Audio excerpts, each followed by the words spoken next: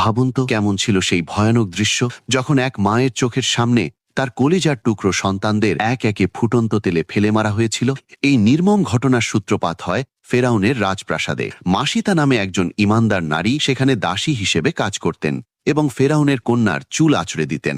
একদিন কাজ করার সময় তার হাত থেকে চিরুনিটি পড়ে গেলে তিনি অজান্তেই বলে ওঠেন বিসমিল্লাহ, যা শুনে ফেরাউনের কন্যা অবাক হয়ে জিজ্ঞাসা করেন, তুমি কি আমার বাবার নাম নিলে?